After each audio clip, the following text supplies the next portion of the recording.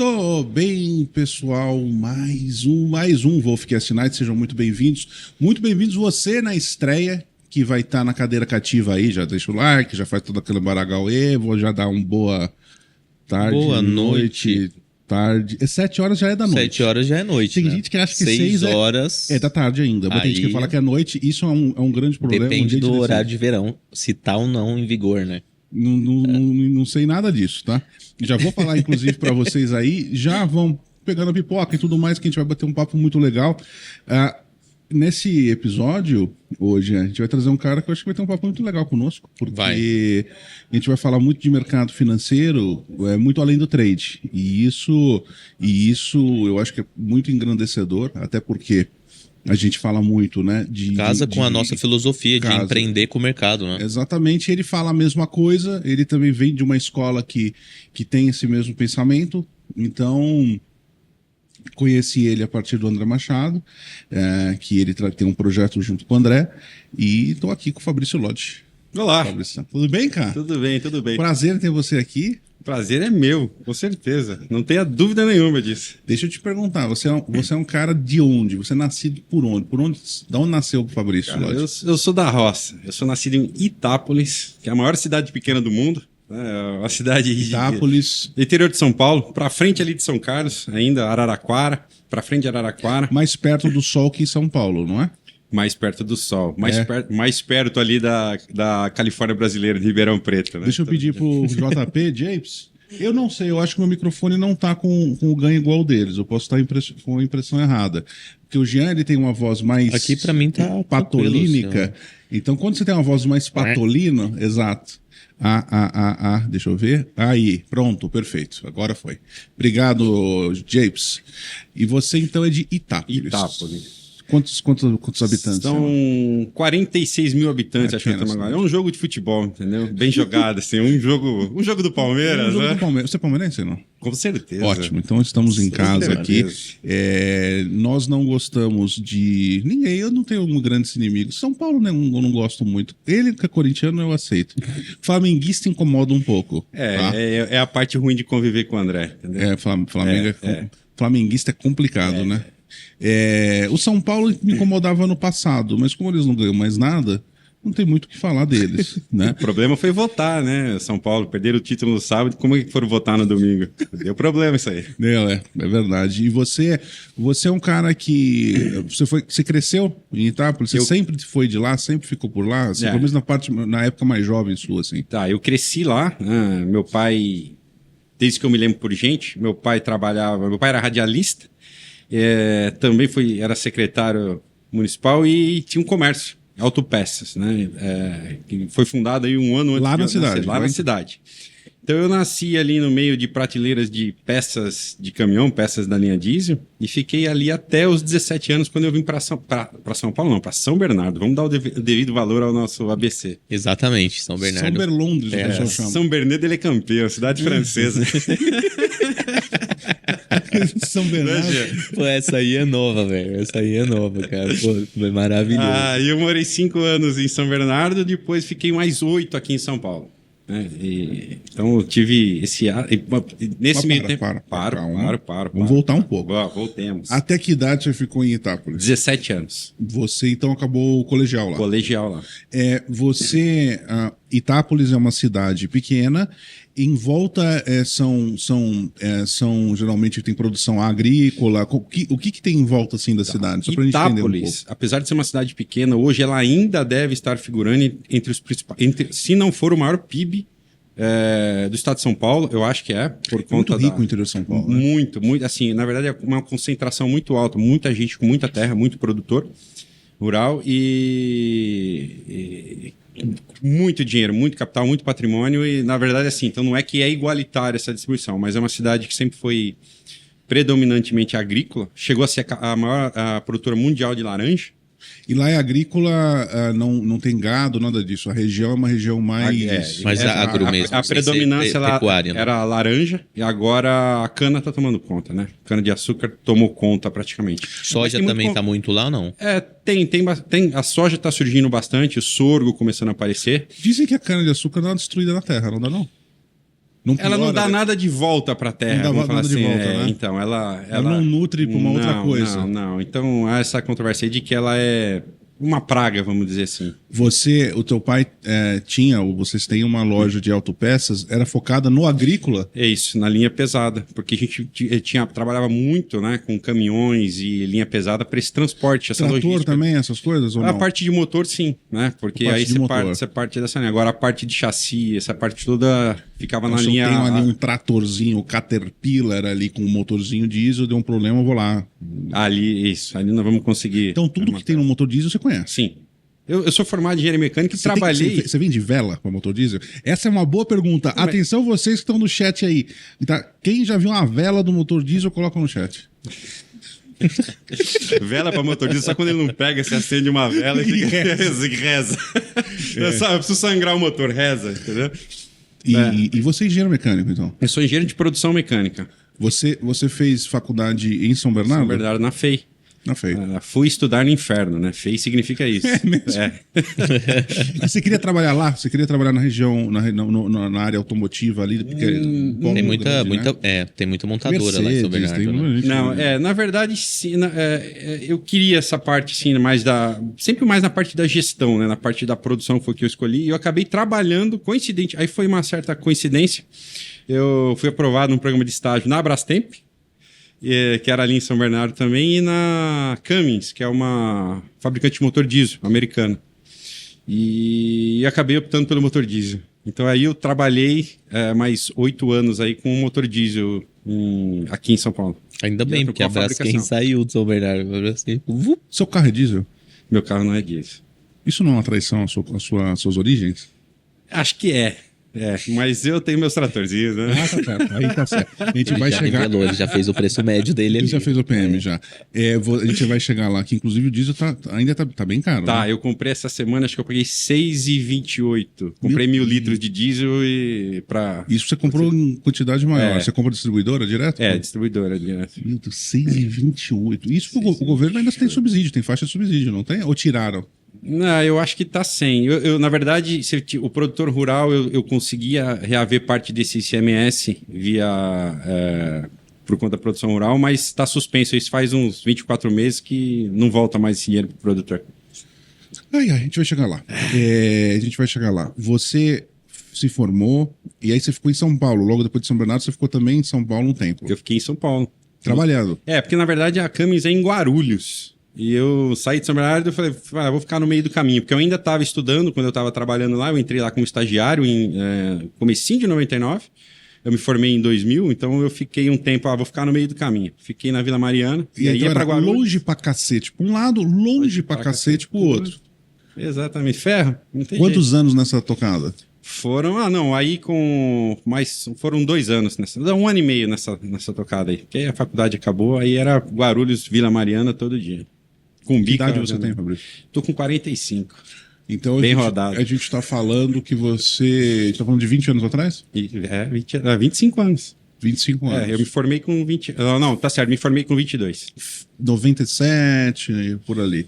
98. Esse momento de Vila Mariana, Guarulhos... Aí ali. foi 99, Vila Mariana. Então, ali é um momento que você começa a conhecer mais o mercado financeiro. Foi mais ou menos nessa época. Foi. Na verdade, em 98, Garuf, eu tranquei a faculdade. Na verdade, assim, eu cheguei na faculdade, no bar do Seu Augusto. Tinha uma propaganda de estágio, assim, uma convocação de estágio para trabalhar na Shell. E naquele momento tinha um convite, né, para se inscrever no processo de seleção da Shell e já pedi inglês fluente. Falei, eu nasci na roça, cara. Você acha que eu falo inglês aqui? Eu estudei a vida inteira inglês, mas o inglês fluente, né? Você não usa ainda, né? Não pratica, é difícil. E você lia tudo, mas aquela coisa, uma coisa é você ler, entender, uma coisa é quando você tem que mudar de que são a musculatura para falar, tudo isso é diferente, né? E eu falei, cara, eu preciso fazer alguma coisa, acelerar, porque não pode, né? Eu tô no 3º semestre aqui, né, já tá pedindo inglês fluente para estágio. E aí eu tranquei a faculdade e fui morar em Londres. Então eu fiquei em 98. Então isso foi uma dor grande que você sentiu quando você perdeu a oportunidade daquele estágio. Você falou, meu Deus. Eu falei assim, eu liguei para minha mãe, pro meu pai, na época... Devia ter sido o único também, né? Parecia, acho que a maioria dos estágios ali que você queria. Nessas empresas multinacionais, você acabava indo para esse lado. Não sei que, assim, estava procurando indústria, não estava procurando setor financeiro, porque quando já estava numa leva de que todo mundo que estava se formando, todo mundo começando a estagiar, em Citibank, Itaú, tava, assim, essas empresas do setor financeiro já estavam levando mais engenheiros, às vezes, do que as próprias Porque montadoras. engenharia para o setor financeiro é fantástico, né? O pessoal gostava bastante de buscar engenheiro ali. Então eu tinha muitos amigos que estavam no setor financeiro. Eu falei, não, eu quero passar pela indústria, preciso entender processo produtivo, eu gostava disso. Você queria fazer isso antes, tá? Afinal você fez engenharia por causa disso, exatamente. né? É interessante que, até uma pausa de reflexão, pro lado das indústrias multinacionais, como deve ser difícil para eles, né? Porque ele quer estagiar um cara para formar o cara na cultura da empresa. Ou o cara tem a habilidade da faculdade, mas não tem o inglês. Devia ser um saco para eles conseguirem pescar o cara que está na faculdade, que tem inglês, quase impossível. Era muito difícil. E tinha essa concorrência com o setor financeiro. Ele vinha muito mais agressivo que um estágio numa metalúrgica, numa montadora. Era bem mais sedutor pro estudante. Aí você falou, vou trancar e vou para Londres. Vou trancar. Mãe, tô indo embora. E na verdade eu pedi dinheiro em casa, né? Eu tava ali, eu fazia estágio na faculdade ainda, eu conseguia, assim, eu sempre fui muito determinado, né? Vim para cá para estudar, né? Então me dava bem na faculdade. Uma fama, eu fui estudar no inferno que eu brinquei, porque a FEI tem muita história, né, Geo? De lá. O pessoal fala que lá você entra, mas pra sair é difícil, viu? E falava porque assim, né? O pessoal fica de muita DP, demora a se formar, o que era faculdade de 4, 5 anos vira uma faculdade de 7. E eu falei, não, eu vou fazer essa porra aqui em 5 anos. Né? E tava dentro do programado. Falei, pô, todo mundo faz em 7, 8 anos. Né? Se eu fizer em 6, tá bom. Por uma opção de parar aqui, né? Eu falei assim, tá bom. E aí eu decidi, então, mas eu já, até por conta das minhas notas, eu já tinha recebido convite para trabalhar no laboratório de mecânica, então eu dava monitoria de AutoCAD, de computação. Fazia já projeto para pessoal que estava se formando, né? Desenhar os redutores. Então eu tinha um dinheirinho e falei, mãe, eu preciso dar um jeito. E minha mãe, nessa época, ela ainda era manicure. Minha mãe era professora de manicure.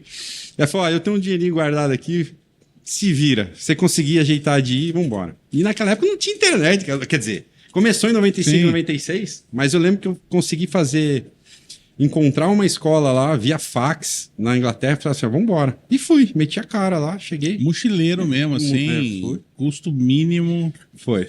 Fiquei assim, vou pegar uma casa, né? Vou encontrar uma casa de família que a escola organizou, mas era caro e longe do centro de Londres. Londres é dividido como se fosse um alvo, né? Então, zona 1, zona e vai até... Eu tava lá na zona 3, quase zona 4, tava pertinho do Wembley, do estádio Wembley. Só que ainda assim era caro. Eu falei, eu vou pra lá, fico uma semana, uns 15 dias e vou achar alguma coisa.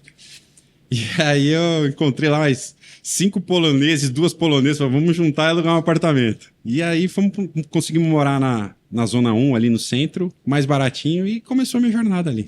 Quanto tempo em Londres? Eu fiquei 8 meses lá. Eu fui para ficar 6, acabei ficando 2 meses mais. Foi na época da Copa do Mundo, na França. Deu um boost no teu inglês? Deu, vai ser uma história bastante interessante, né? Que às vezes a gente não se mede. Né? E eu comecei a estudar e eu queria arrumar um trabalho lá. Né? E era difícil na época.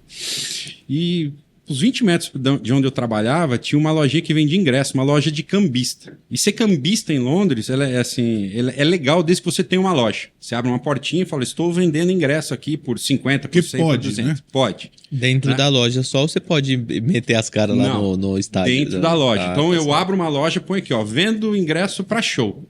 Para Miss Saigon, Chicago, caramba, aqui a 100, aí você pega um ingresso de 10, o valor de face. Abre um spreadzinho ali e pronto. Acabou. E como é que esses caras faziam? Você não tinha internet na época, então eles contratavam aí uma molecada. Vocês vão sair batendo em teatro, vocês vão conseguir comprar ingresso para mim. E eu fui, um dia cheguei lá na moça, eu ia lá pedir emprego e nada, pedir um emprego e nada. E um dia eu cheguei, bati lá na porta, ela chamava a Michelle, a moça. Falou, Michelle, bom, vim aqui. Ela, como assim vim aqui? Ela falou, não, eu passei aqui ontem à tarde, você falou para eu vir aqui às 9 horas hoje trazer meu passaporte. Falei isso. Foi um caô isso. Caô total. Ela me olhou, tá aí o seu passaporte? Falou, tá aqui. Aí ela Daqui ele me deu 100 libras, né? Falou, olha, você precisa sair, você precisa comprar tantos ingressos em Saigon, final de semana, impar, não quero single, lá. Beleza. Ele me deu dinheiro, eu saía correndo os estádios, os teatros tentando comprar. Aí sim, isso não podia, né? Porque O que passou na sua cabeça de falar assim, velho, eu vou meter esse louco aqui, vou chegar lá com meu passaporte e falar que... Cara, eu ia direto lá Porque e foi planejado, você não fica... não. Falei, cara, preciso fazer um movimento, né? Preciso ir pro ataque. Ou não, já tem, né? E que eu ia lá, não precisa. E eu via que quem fazia esse trabalho para eles era molecada de outros países. Tinha gente de Israel, tinha gente, sei lá, da China. Tinha o pessoal que falava, cara, por que eu não, né? Falei, daqui que eu vou ser melhor que esses caras ainda. E deu certo. E aí eu comecei a conseguir muito ingresso. E chegava num ponto que eu precisava, assim, o pessoal do teatro me conhecia, então eu tinha que saber qual que é a escala, quando que mudava a bilheteria. Ou eu pedia para uma tiazinha que estava, às vezes, na porta do teatro, eu não sei falar inglês, você não pode comprar para mim? Dava o dinheiro para ela comprar para mim lá dentro. E eu, na verdade, eu fui trader, porque em inglês é trader, né? Era trader de ingresso. E você recebia uma comissão? Eu recebi uma comissão por ingressos que eu vendia. E aí eu estava indo bem e o dono dessa rede falou, cara, eu vou abrir uma outra loja em Whitehall, eu quero que seja sua essa loja. Faça o que a Michelle faz aqui. E aí eu ganhei uma loja. Aí eu tinha uma loja de E aí você contratava a molecada para fazer o corre. Exatamente, para fazer o leafleting, que falava, né? Fazer aquela panfletagem. Vendia ingresso para grupo, por telefone, porque você não tinha internet nesse nível da pessoa entrar e fazer uma compra online. Foi legal, só que aí um dia eu tive uma conversa. Teve um dia que eu fiz uma venda bruta lá. Tipo, a gente tava com, sei lá, 30 ingressos encalhados, eu consegui vender 50, eu botei todo mundo para conseguir mais 20 ingressos, vendi, o pessoal queria assistir Chicago, e eu não tinha nenhum ingresso de Chicago, mas tinha 30 sobre a Anime Saigon, consegui vender 5, e aí ele foi me buscar esse dia, eu lembro até, foi a primeira vez que eu andei de Ferrari, que ele foi me buscar de Ferrari, Brasil, vou indo aí te buscar. Ele chamava de Brasil? Ele chamava de Brasil. E aí pô, legal, assim que tem. Aí ele que falou que queria que eu ficasse lá. Eu falei, não, eu vim para estudar. E eu comecei a reclamar que eu achava que eu não estava aprendendo inglês, né? Que eu trabalhar tinha me desvirtuado. Ele falou, eu tenho esse par de ingressos da final da Copa do Mundo, preciso entregar lá em Paris. Vai lá, entrega e fica uns 20 dias passeando. Me deu uma grana, me deu os ingressos e eu saí mochilão para a Europa.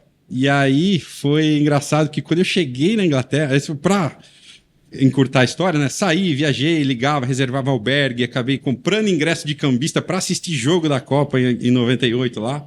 E foi essa roda. Só que quando eu lembro exatamente do dia que eu cheguei na Inglaterra a primeira vez, eu sofri muito para explicar que eu tinha ido estudar, quanto eu tinha de dinheiro e lá. E foi penoso, né? Na imigração ali, e eu entrei. E na volta desses 20 dias, que eu achava que eu não falava inglês, eu parei na imigração, né? Porque eu voltei pelo Eurotrem. E o cara, eu tava com a camisa reserva do Brasil, aquela camisa azul. Brasil, tá? Começamos a conversar e tal. E começamos a conversar de futebol. Comecei a bater papo com o cara da imigração, tudo. Aí eu comecei a rir. Ele falou, o que aconteceu? Eu falei, nossa, eu falei assim, eu fui fazer essa viagem porque eu achei que eu não tava falando inglês. Né? E nesse momento que me deu um estalo, eu conversando com o oficial da imigração, que eu cheguei há 5 meses, né? E eu não conseguia falar. Agora nós estamos aqui discutindo Copa do Mundo, Brasil. Então, assim, é muito difícil quando você está inserido ali no meio. Entender a sua evolução. Perceber a sua evolução. Eu acho que isso deve acontecer. Acontece também, às vezes, no dia a dia. Você está no trade, assim, você está muito melhor que todo mundo, mas você acha que você não está andando. Não tá andando.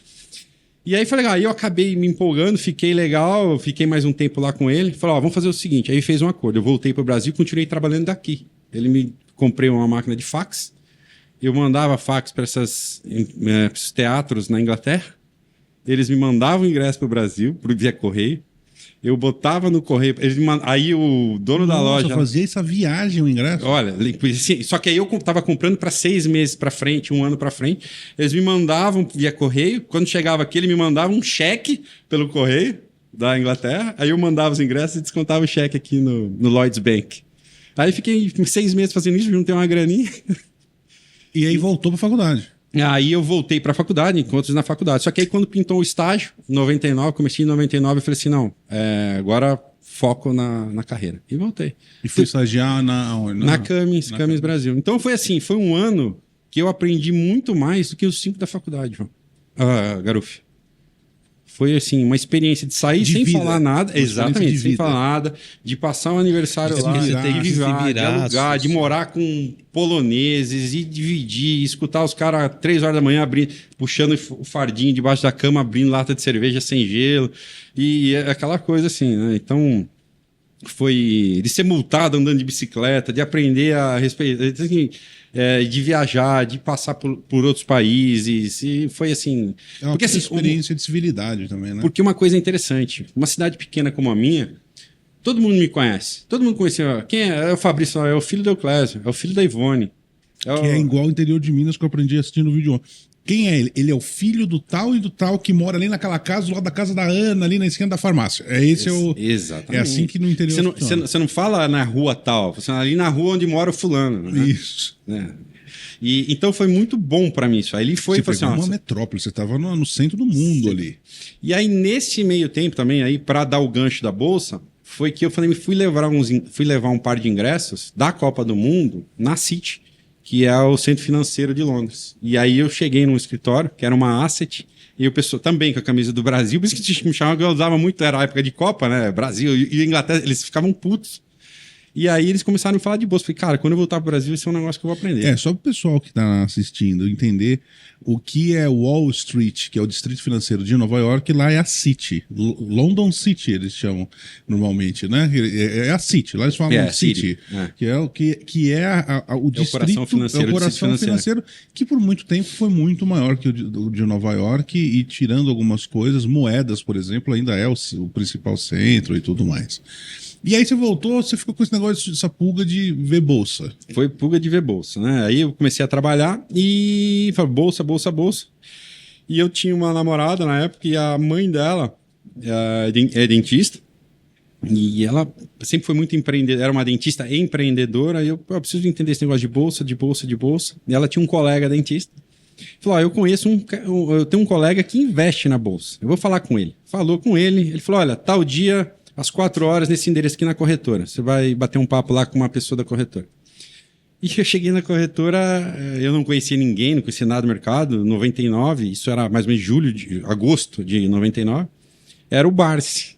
Só o Barsi. E ele ficou 4 horas comigo, sentei às 4 da tarde lá, eu saí às 8 horas da noite da corretora. Com você? Só comigo. Sentando numa salinha, ele trouxe um stock guide, onde tinha ali as cotações, VPA, PL, então ele começou me apresentou a bolsa e explicou. E ele te apresentou via Fundamentos, que é a escola dele. E uma coisa que me marcou muito, ele falou assim, muita gente erra hoje, né? Você está começando uma carreira agora, na engenharia, trabalha uma vida toda, chega num cargo de executivo, toma um break seco lá na frente e não consegue se aposentar com o mesmo salário que você chegou.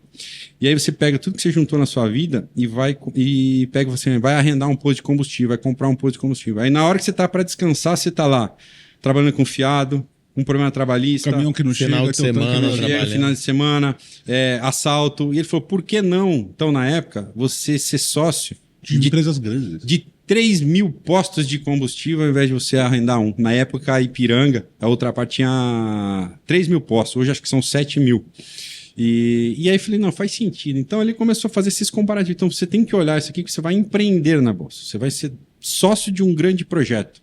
Né? Para lá na frente, o dia que você parar, acabou aqui, ó. Você tem outras pessoas trabalhando para você. E ele foi plantando essa sementinha aí em mim. Então você começou, e isso é muito legal, porque a gente está, inclusive, para trazer, a gente está tentando trazer a Luíse, né? Ela ia vir, mas aí a gente teve que cancelar. Senão eu falo com ela, pode deixar. Tá, então temos 2 canais para a gente falar, Luíse e Barsi, tá? Aguardo você aqui, porque é muito legal isso, porque às vezes não se faz, especialmente nos círculos de day trade, até também nos círculos da turma fundamentalista, as pessoas veem, isso é só uma pausa que eu quero saber mais da tua história. As pessoas veem o Warren Buffett e o Barsi do mesmo jeito torto. É torto o jeito que vê eles. É verdade. É muito torto. Que é o buy and hold, compra e foda-se, você fica rico depois de 50 anos. Que compra a qualquer preço, não importa o preço que você está comprando. Não é assim, cara. Como é assim, você conheceu o Barsi mais de perto? Qual é... Hoje o quanto você tem de filosofia dele e como você enxerga ele como investidor? eu aprendi a duras penas, né? Porque então eu entrei na bolsa em 99, peguei o boom das commodities. E aí eu começava a ver o Barsi sempre... Em novembro de 99 eu comprei minha primeira ação. Razip Agropastoria, era uma empresa de maçã, produtora de maçã. Foi meu primeiro contato com o agro, tá vendo? Assim, empreendendo no agro. E aí dobrou, aí pô, aí... De novo, num bull market todo mundo é gênio, né? Ou todo mundo se acha gênio. Né? Fato. Então, quando começou a chegar ali 2005, por aí, passei era Lula, tudo, mas tudo, primeiro mandato, tudo subia, tudo explodiu. Assim, o Barsi está ultrapassado. Para, entendeu? Aí eu encontrei um pessoal que gostava muito de análise técnica. A gente usava MetaStock naquela época ainda, né? Opa. Baixava a base de dados do dia anterior, né? Exato. Garoto? Jogava, subia. E a gente fazia uns encontros às terças à noite na pizzaria do Moraes, na Brigadeiro Luiz Antônio.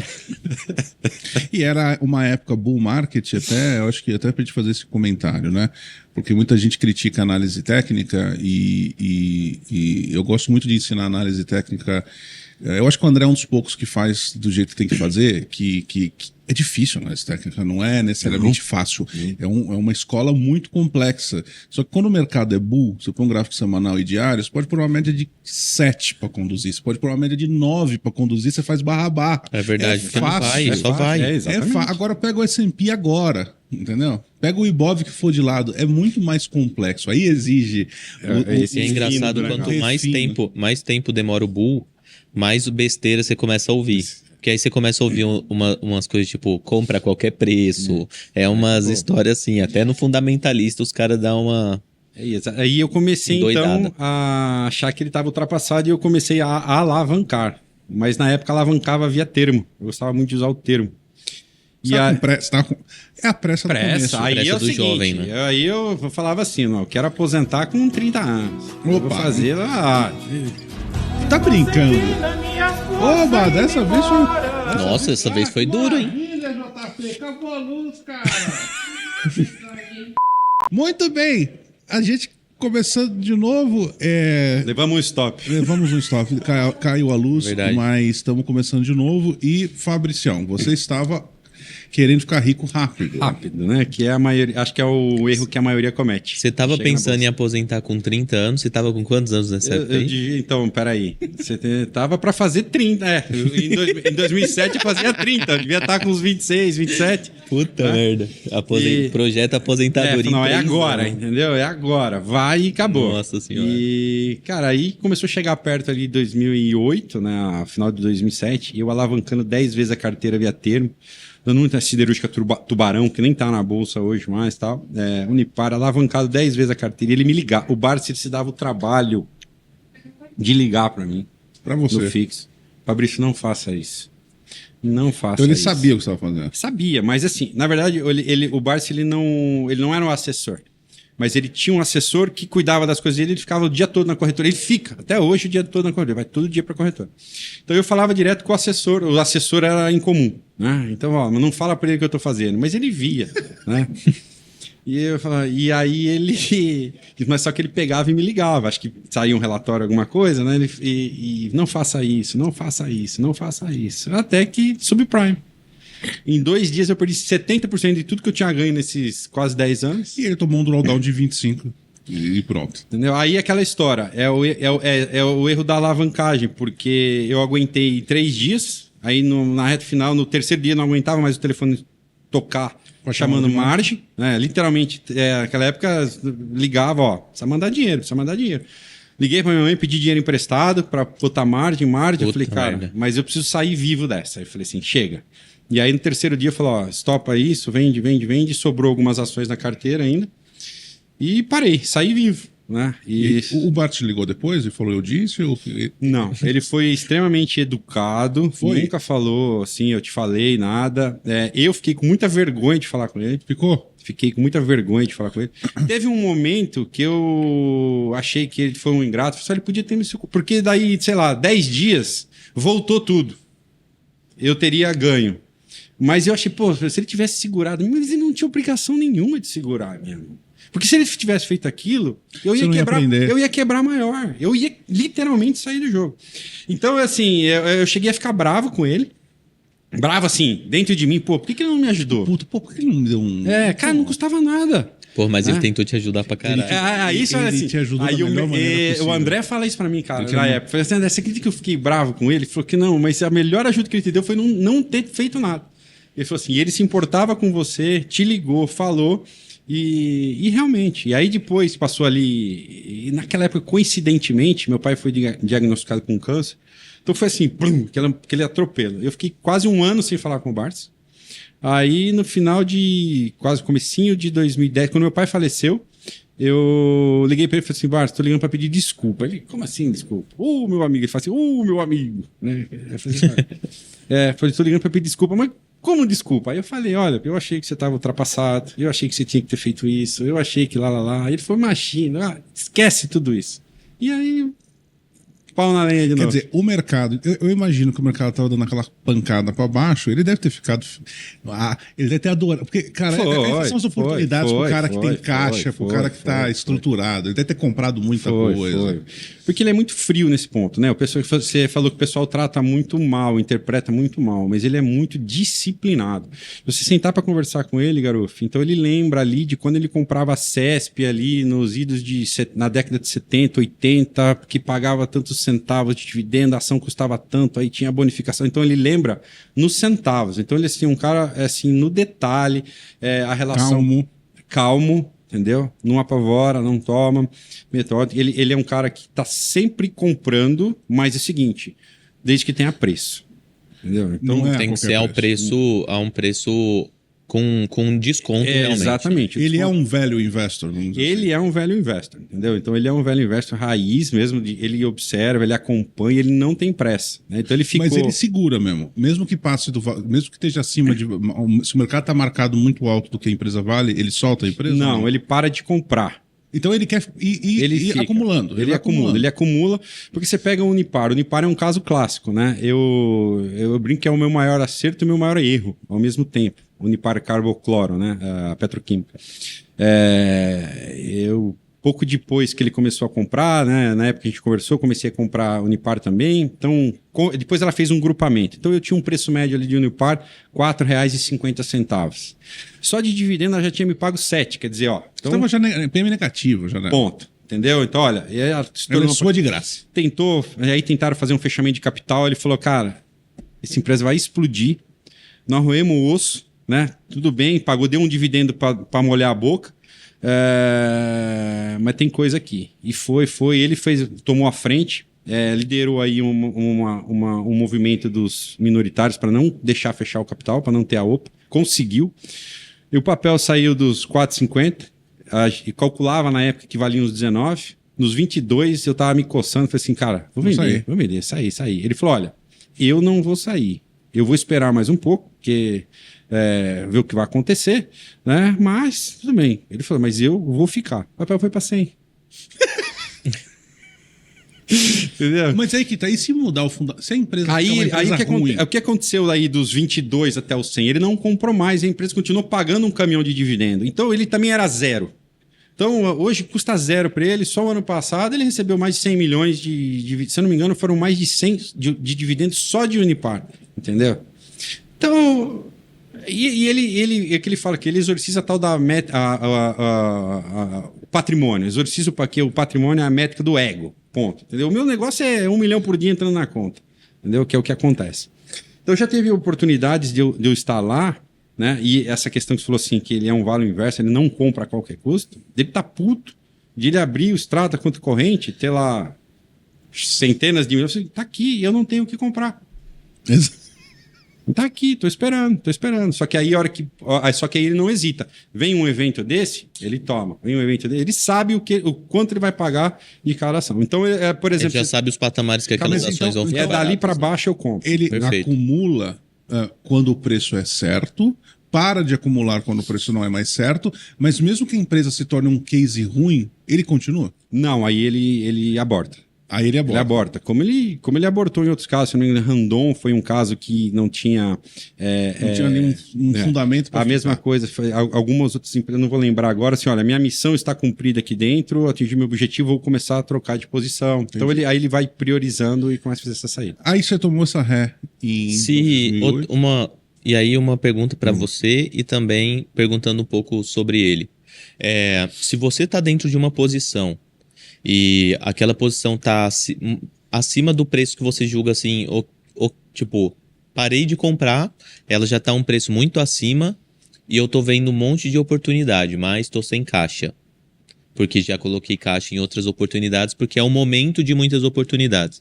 Você faz uma realização nesses papéis, mesmo que seja parcial, ou você sai de tudo dessa sobreprecificada para ir para as novas oportunidades?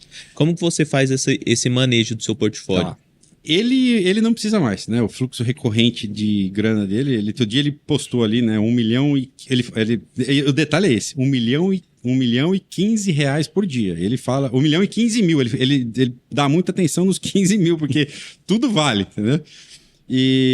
Então, assim, com esse fluxo de dinheiro, ele não precisa vender para buscar uma oportunidade.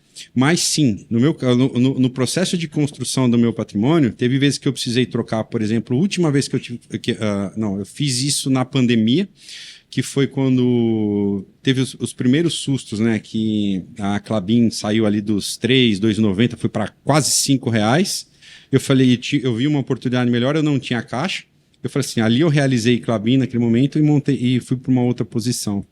E naquela época que os juros começaram a cair, eu ainda tive a chance de fazer voltei a fazer inteiro. Mas aí é uma situação diferente, mas numa alavancagem menor, isso aqui eu consigo, isso aqui vamos fazer para 1 ano, a taxa de juros está baixa e vamos aguardar. Né? De novo, sabia o preço que eu estava pagando da história, diferente daquela alavancagem. Então sim, acontece de trocar. A última que eu fiz isso agora, deixa eu lembrar, teve uma esse ano que eu fiz... depois dessa baita puxada aí de Cielo, que eu tinha lá nos 2 e pouco também, aí nos 5 reais eu saí e voltei para um outro papel. Entendeu? Olha, cumpriu... Eu calculava que Cielo devia chegar perto de uns 7 reais ali dentro das contas que eu fazia, numa empresa aí de 2 bi de lucro. A cotação está quase isso, mas o resultado não foi ainda. Está longe dos 2 bi de lucro. Eu falei, olha... nesse número aqui, eu acho que o mercado emocionou, eu fiz essa troca. Legal. Mas ele tem um fluxo hoje que ele consegue fazer isso aí, entendeu? Você passou pela ré, e aí? Só para eu entender, que a gente está falando algumas perguntas de hoje, mas só assim. 2009, 2010, o que aconteceu ali? Então, eu tive muita sorte ainda, porque das ações que sobraram na minha carteira, eu acho que eu fui muito feliz no que eu escolhi estopar e no que eu escolhi. Em 2010 eu tinha a Suzano Petroquímica, que foi comprada pela Petrobras na época, as ações giravam em torno de 4 e pouquinho, também saiu a quase 11 reais, aquilo aí, já deu uma recuperada boa. Santander também tinha ali a centavos, aliás, é a ação mais antiga da minha carteira, desde 2007 eu tenho Santander, carrego até hoje, também zero, né? Entendeu? É zero, porque eu já recebi os dividendos de volta, o capital investido. Então foram papéis que subiram muito, mas eu fiquei desse período de 2008 até 2012 por ali, meio deixando as coisas acontecerem, entrando dividendo, recomprando, entrando dividendo. E aí final de 2012, 2013, eu estava para abrir uma filial da Autopeças. Então vamos lá, só para entender. A Autopeças, seu pai faleceu. A Autopeças era uma fonte sua de renda, onde você extrapolava para a bolsa excessos de renda para ir construindo esse equity building que você ia fazendo. Então, em 2008, 2009, então eu desci quando meu pai não conseguia vir mais para São Paulo fazer o tratamento. Eu falei assim, olha, eu parei aqui, né? E vou voltar para lá para acompanhar ela no final. A gente falava todo dia, a gente era uma família muito até hoje, né? Minha mãe tá viva, uma família muito unida. E eu falei, não, eu cheguei onde eu cheguei, foi com o apoio deles, agora ele precisa do meu apoio e voltei pro interior. Aí, só que quando ele faleceu, eu fiquei bem uns 2, 3 anos, quase que Aí que eu fui digerir a paulada que eu tinha tomado, apesar de ter ganho um dinheiro. Ela tava embolado na garganta. Né? E depois a morte do meu pai. Então eu fiquei meio uns 2, 3 anos sabático. Eu digo que foi sabático porque o meu handicap no golfe saiu de 30 para 10, né? Então melhorei muito, porque significa que eu não estava trabalhando porra nenhuma, tava só... E aí, sim, né? Eu comecei a tocar o negócio. Eu não estava empreendendo ali no negócio de família, mas aí então, em 2012, 2013, eu falei, não, agora vamos fazer isso aqui acontecer. Mas você estava mais levando, você ficou fui levando na inércia do que já estava. Porque tinha muita memória do meu pai ali, né? Então, como a gente era muito... A cultura toda do jeito que ele fazia e tudo. Que se chegava lá e falava assim, mas seu pai fazia assim, mas seu pai gostava assim, mas seu pai... Até uma hora que você fala, não, para com isso, né? E aí aí eu retomei o negócio e comecei a fazer as coisas andar. E sim, mas a renda que vinha dali era para mim, eu tirava um prolabore dali para sobreviver e parte voltava para investir. E foi assim que você começou a construir. Voltar a buscar o tempo perdido. Você. E aí, os anos 2010 foram nesse sentido? Vamos dizer. Eu não sei. Quando que você começou a trabalhar com o André? Não, o André foi final de 2016. Final de 2016. Nesse tempo você continuou nisso, com o negócio da família e fazendo seus investimentos. Investimento, mesma coisa. Como é que foi essa história de 2016? Então, como é que foi essa história de conhecer o André? E aí, então, eu voltei pro interior. Aí, lá no interior, começou a me dar essa gana de novo, que eu voltei a estudar. E uma das coisas que eu sentia muito falta de São Paulo é que eu participava muito de reunião de Investor Days, né? Que a gente chama hoje aqui, das reuniões da APMEC, que a gente falava na época. Então, tinha reunião da Clabinha, tinha reunião essa ia em todas as reuniões. Então, isso dá para quem está começando a estudar ações e fundamentos, é muito legal participar dessas reuniões. Na época era presencial, porque hoje você vai no online, você acaba perdendo aquele negócio. Sim. Porque se tem ali o coffee break, a conversa com o diretor, conversa com o analista. Aquela troca de ideia, ver o que o cara tá pensando, esse cara pensa diferente e tal. E isso era muito legal. Eu tenho uma passagem que eu tava... Agora me fugiu o nome, mas que era o presidente da Câmara, o Jean Paul... que era o presidente da Clabin, né? Eu estava numa fast shop aqui no Shopping Ibirapuera, com um colega da República. Ele chegou, me cumprimentou, conversamos. Naquela época, tudo uns engenheiros júnior quebrado, né? E aí o cara foi embora. Falou, quem é, Fabrício? Falou, é o presidente da Clabin. O cara, porra, meu, vem conversar com você aqui. Então era assim, porque era muito fácil, né? Não tinha muita pessoa física ainda assim, e as reuniões eram um pouco frequentadas. Então isso me ensinou muito, tá? Foi uma escola na prática. Reunião de prédio. Vai pouca gente. Então reunião de condomínio, exatamente. Então aí eu sentia muita falta. E aí em 2014, 15, eu decidi, vou montar uma filial numa outra cidade da minha empresa. Cara, aí eu comecei como empreendedor, vamos fazer o business plan, né? Aí você começa a ver isso, aquilo, aí você não acha gente, não sei o quê, contrato. Falei, cara, eu vou pegar esse dinheiro, eu vou montar uma empresa financeira. Vou voltar isso aqui para a bolsa, fazer isso gerar de alguma forma. E daqui vai sair, pode ser uma empresa de crescimento, uma empresa de dividendo, ou vai sair um dinheiro daqui que eu vou continuar a alimentar a minha carteira. Mas eu não vou imobilizar, eu vou usar a liquidez da bolsa agora. E aí eu comecei a tentar trabalhar nisso, não no day trade, porque eu não tinha tempo. Foi aí que surgiu outra atividade também, do agro, em 2014. Só que eu sentia muita falta desse contato aqui com São Paulo, com pessoas, com o mercado. E aí um tio meu, que tinha vendido uma empresa aqui em São Paulo, falou, cara, isso 2016, falou assim, olha, tem um cara aí que fica na bolsa, tem um grupo no Facebook, que fala de mercado, fala de tudo, fica batendo papo, André Machado, procura lá, Ogro de Wall Street. E aí eu procurei, conheci, foi quando ele estava começando o projeto 10%, finalzinho de 2016. Ele morava na Granja, hein? Ele morava na Granja. E aí, acho que um mês depois que ele tinha aberto a sala era free ainda, né? Tinha lá meia dúzia de pessoas. Eu ligava o computador para ficar ouvindo o dia. Bater papo, o mercado. Sentir o que está acontecendo lá fora, aqui, lá. Ele gosta muito de macro. Então era legal, aquele bate-papo assim que tem. Então eu até tentei fazer day trade, mas aí começou a me atrapalhar pelo seguinte, eu achava que um funcionário veio falar comigo, atrapalhava eu olhar aqui. Eu entendo. Ficava bravo que o cliente queria conversar comigo. Eu falei, cara, eu tô desviando do core do negócio. Exato. Minha maior fonte hoje é o business. Não vou deixar o business né? E aí, aquela história. E eu não falava, não serve day trade. E ficava nesse bate-papo. Aí um dia a gente marcou o sogro dele era de São Carlos, né? A família da esposa dele. A gente marcou um chopp lá em São Carlos, que eu jogo golfe lá em São Carlos.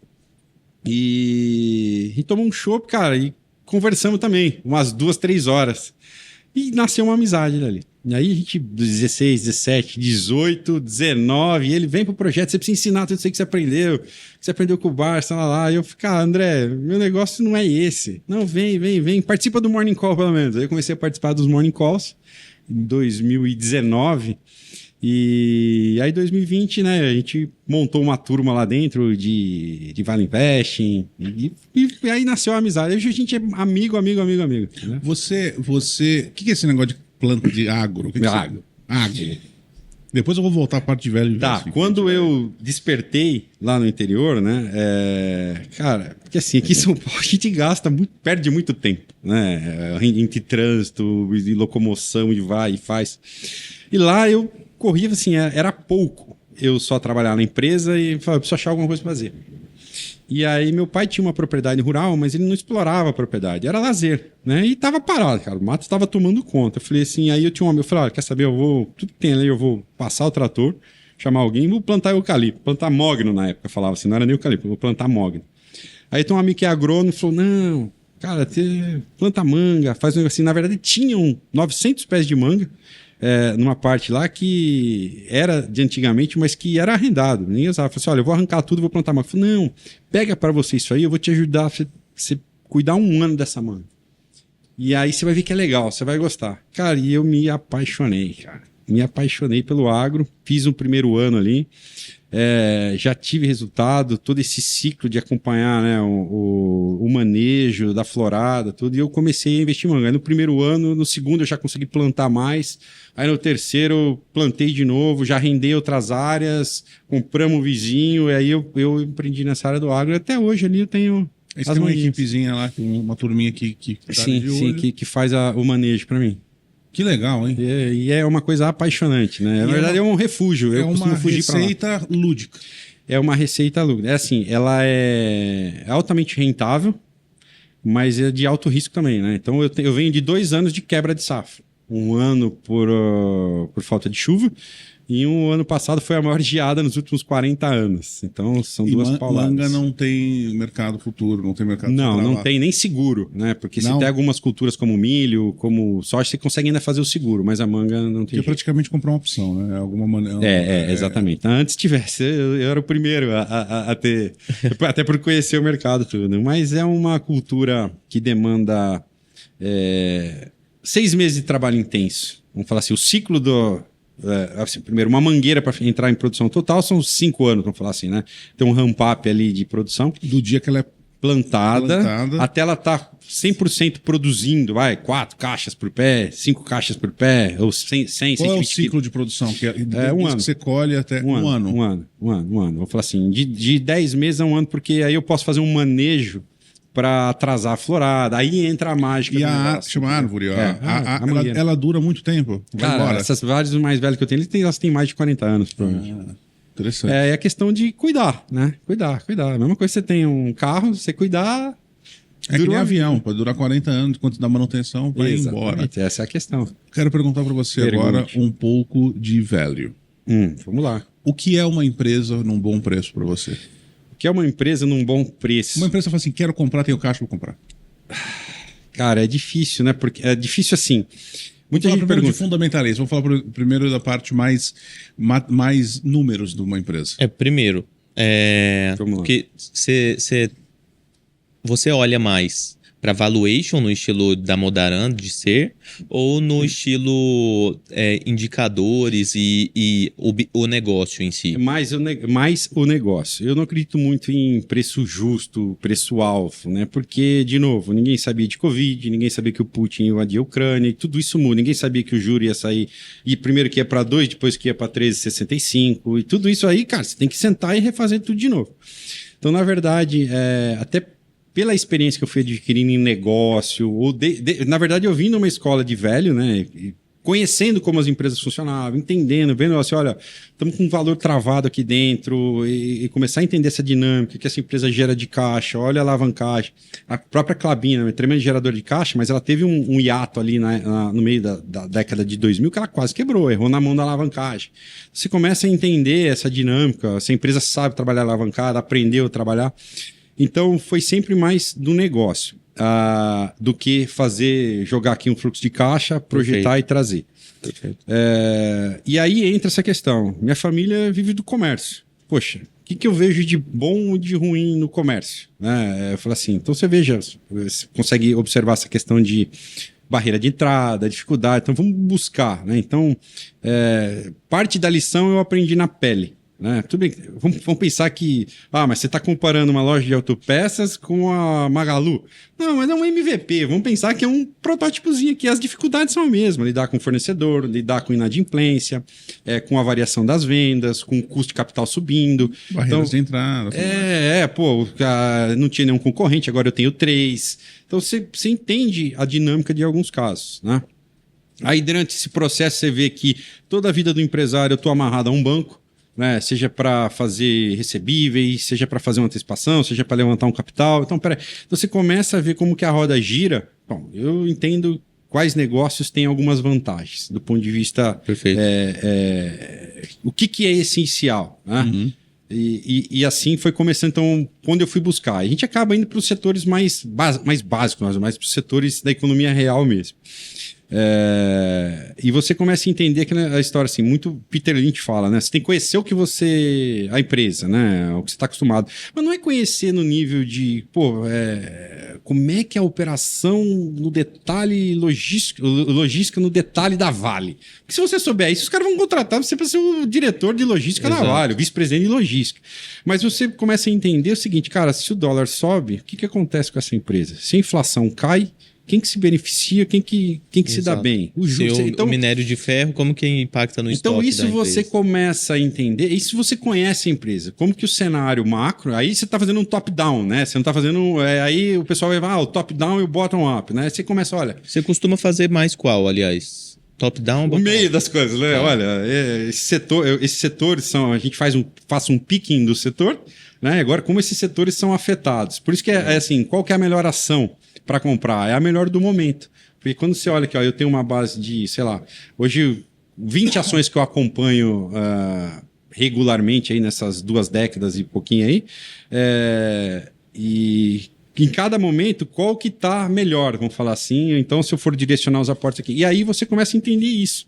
Quando você falou, o que é bom? Olha, eu conheço aquele negócio, como ele funciona. Esse negócio que ele está entrando, poxa, que muita gente vai direto para o dividend yield, né? Que é todo mundo, quando fala de dividendo, corre direto lá um indicador que é o dividend yield, que é quanto de dividendo a ação paga, né? Dividido pela cotação. Então o cara vai lá, filtra num site, poxa, essas aqui são as pagadoras de dividendo. Mas ele não entende da onde está vindo o dividendo. Por que está alto ou por que está baixo? Essa empresa e dividendo, até para o pessoal que não conhece muito isso, imagina acho que é bem fácil explicar por um imóvel. Não é, você vai comprar uma casa para alugar, então imagina que o aluguel poderia ser o dividendo, mas uma casa que vale 500 mil, você pagar 1 milhão, mesmo que ela dê o aluguel, você está pagando caro por um negócio só que dá um aluguel. Exatamente. Então tem a hora certa de comprar. Fora que tem outras coisas nas empresas também. Às vezes o dividendo que ela tá ali, a reserva que ela tinha feito estava tão grande que ela teve que dar um dividendo mais alto. Não quer dizer que ela vai dar esse dividendo alto no ano que vem, no semestre que vem, no trimestre que vem. Não, vai demorar muito tempo ele dar um dividendo daquele tamanho. Então, essa regularidade, você entender a geração de caixa, está entrando num ciclo de investimento. Agora, olha, porque assim, normalmente você não compra empresa quando está tudo bem, né? Normalmente o desconto vem quando o mercado fala ruim, assim, cara, preço bom. Que os analistas vão olhar as carteiras recomendadas das casas de análise e das corretoras, vão olhar o seguinte, cara, essa empresa vai entrar num ciclo de investimento, ela não vai performar agora. Ninguém recomenda, é a hora que você começa a comer, né? É o que o Marx fala, né? Que é o ciclo de mercado, né? Que acaba que o investidor é trocado porque ele quer comprar aquilo que está dando certo, ele não quer comprar aquilo que vai dar certo. Exatamente. Então, é isso, é conhecer. Então, como é difícil entrar uma empresa nova para avaliar, né? Porque tem um rol ali que sempre estão me dando oportunidade. Sempre está me dando ali que é o suficiente para o seu patrimônio, para você fazer o trabalho e ser especialista nelas, né? A gente, o Jean, que toca a nossa turma aqui da parte fundamentalista, né? E a gente tem uma carteira em ações americanas. A gente foca muito em ações lá nos Estados Unidos. E foi o que essa composição que a gente começou a montar 1 ano e pouco atrás. Foi.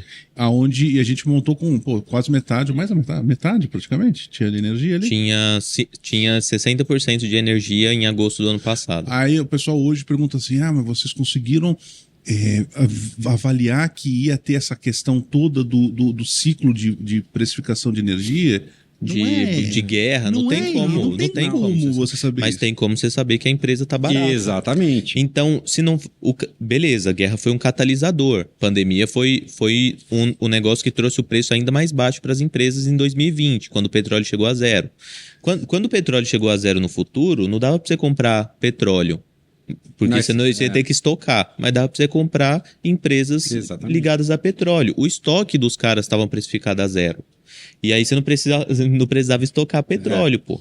Mas você comprava uma puta empresa com puta patrimônio baratinha. Mas é o que o Munger fala, né? Charles Munger. É melhor o time in the market, né? Do que tentar fazer o timing in the market, né? Então você entendeu o valor, aí você estava exposto a essa simetria aí, a esse momento que veio. Exatamente. Você deu sorte. Não. E tem empresa como a ExxonMobil, que é uma puta empresa que está com quase 100% de rentabilidade de um ano. O cara fala, caramba, não dá pra achar só empresa assim? Não dá, cara. Você tem que ter um efeito de carteira. Mas só a hora que ela tá, que você acha que pode, ninguém quer. Exato. Quando eu fiz a pesquisa de ExxonMobil pra gente entrar, aliás, você entrava nos fóruns, o pessoal gosta muito de fórum lá nos Estados Unidos, né? Você entrava lá, quem tá comprando ExxonMobil é maluco. Uma empresa que veio com déficit durante 2, 3 anos, agora tá dando dividend yield de 6, os caras são loucos, estão distribuindo o quê? Aí eu olhava para a empresa e falava assim, cara, a empresa está mais barata do que sempre teve, assim, é um preço muito baixo. E lá nos Estados Unidos, eu preciso fazer um top-down, porque é tanta empresa, cara, que para você achar qual empresa que você vai olhar, se você for olhar todas, ferrou. Então eu faço um top-down. Eu saía primeiro da análise macro, ia para setores, e aí eu escolhi os setores que eu ia me posicionar mais. E aí dentro daqueles setores procurava boas empresas. E aí eu fazia... eu fiz toda a carteira dessa forma e continuo fazendo. Legal. Então, ano passado a gente estava posicionado com 60% em energia, mas hoje está no maior ciclo de energia que vem desde 2014. Não tem como eu estar posicionado com 60% em energia mais nesse ciclo. Então, já reduzimos a carteira ali para 10% em energia do que a gente tinha de 60%, e hoje a gente está se posicionando em outro setor, que todo mundo está odiando. E agora todo mundo quer comprar Exxon, né? Por exemplo. Exato. A Vale a 120 todo mundo queria, né? Exatamente. O João comprou a 30 e pouco quando deu a pandemia. Porque, Vale não vai para lugar nenhum. Eles vão continuar aí. É essa que as pessoas não entendem. Isso mesmo.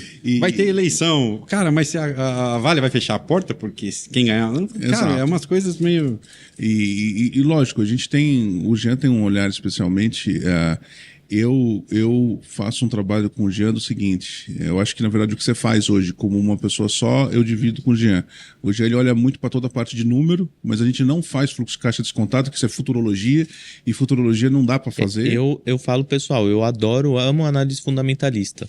Mas eu não faço, eu sei fazer, mas eu não gosto de fluxo de caixa descontado, cara. Porque um modelo de precificação que você tem que estimar 3 variáveis, você tá fazendo, antes fosse tá só de 3, sacanagem, né, cara? Tá de sacanagem. Então, tem que estimar a taxa de juros, aí você tem que estimar crescimento, aí você tem que estimar tudo que você vai basear em estimativa. Economia, inflação, se vai ter guerra, se não vai, se o mundo vai acabar, se não vai. Então, a gente gosta muito de comprar patrimônio. A ExxonMobil mesmo praticamente estava comprando as plataformas deles. Se eles fechassem, a gente recebia... Foi a ExxonMobil que a gente comprou para patrimônio? Não. Foi a Marathon? Não, foi a Transocean Energy. A Transocean Energy teve um momento em que ela estava sendo negociada a um valor de um Boeing. Putz. Então aí você olha para a empresa, um monte de plataforma de petróleo perfurador é dela. Aí você fala assim, por que estão dando um avião só no preço da empresa inteira, Estão dando um preço de um Boeing para você comprar uma empresa inteira que é perfuradora de petróleo, tem um monte de contrato, aí não fica irracional. É irracionalidade, né? Não, estamos nela ainda? Estamos. Ah, tá. E que ele faz um trabalho muito de número, que para nós é a empresa que tem uma boa disponibilidade líquida, é uma empresa que é saudável na dívida que ela tem. O perfil do endividamento. O perfil do endividamento, o valor patrimonial, se uma empresa mais de crescimento lento, a gente Depende, olha mais... depende do tipo da empresa. Eu separo muito do que o Peter Lynch falou, eu separo muito os tipos de empresa. Então, pô, não vou com olhar para uma empresa de crescimento rápido com o mesmo olhar que eu vou para uma empresa confiável de crescimento lento. Eu não vou olhar uma Positivo, que é uma empresa de tecnologia, com o mesmo olhar que eu vou olhar Vale. São dois pesos, duas medidas. Netflix, por exemplo. A gente tem Netflix na carteira, só que a gente colocou faz alguns meses atrás, né? Sim. Que ela tomou um tombo lá fora, que assim... Dois, né? Não foram dois tombos. Foram dois tombos, dois só resultados. que ela só ficou a preço bom no segundo tombo. Só ficou num preço bom no segundo, que foi quando a gente entrou. E aí você tem muita coisa que essa parte futurológica de, não, a barreira de entrada quebrou, tem a Amazon e tudo mais. Só que... É isso que os investidores têm dificuldade de perceber. O preço que nós estamos comprando Netflix, se ela virar a terceira colocada, a quarta colocada, ela vai voltar para um preço que vai dar um crescimento enorme ainda. Então, e eu complemento muito com o Jean nessa parte de olhar o business, o qualitativo, né? De entender a barreira de entrada, de entender a concorrência. Então a gente faz muito esse trabalho junto para entender o setor e tudo mais, e eu acho muito gostoso o Value Invest. Ele é legal, porque você olha com uma visão de empresário. Exato. Esse é o gostoso do velho. Entendeu? E você olha com uma por que visão... eu não criei esse negócio? De um empresário fazendo um bom negócio. Exatamente. Sim. Entendeu? Você entende, pô, você tem um negócio. Você compra uma vantagem ali, você fala, porra, olha que vantajoso que é ter essa empresa, cara. Você compra com gosto, assim, e o que mais me motiva do Value Investing é que, cara, não importa se eu tenho 2 milhões de reais, se eu tenho 10 milhões de reais, a confiança vai ser a mesma porque o business é bom e eu tô comprando uma assimetria gigantesca aqui. E isso é bom. E porque você entende, você tem um negócio, tá aqui, você entende a importância do caixa, o risco de uma alavancagem. Exato. Então, de novo, o seu próprio negócio, o meu próprio negócio, ele é um laboratório, um protótipo do que eu tenho que olhar ali na frente. Quais são as dificuldades que eu encontro? Entendeu? Exato. Então mas eu vou botar um fogo no parquinho aqui também, Garufo. Que estava no TNT, não estava? Estava. Aí eu tava lá no cantinho, eu escutei uma hora você falando assim, que estatal de jeito nenhum. De estatal de jeito nenhum. Cara, é uma questão de preço. Concordo. Tá? Vamos lá. Banco do Brasil é inquebrável. Se quebrar o Banco do Brasil, o resto, o Bovespa já foi. Entendeu? E aí sobrou mais nada. Você está olhando em comprar ela barata ou olhando com dividendo? Qual que é o teu pensamento nisso? Então, aí o que a gente estava falando de história, né? Você falou, a gente olhou o passado e tal, então assim, não quer dizer que o passado se repete, né?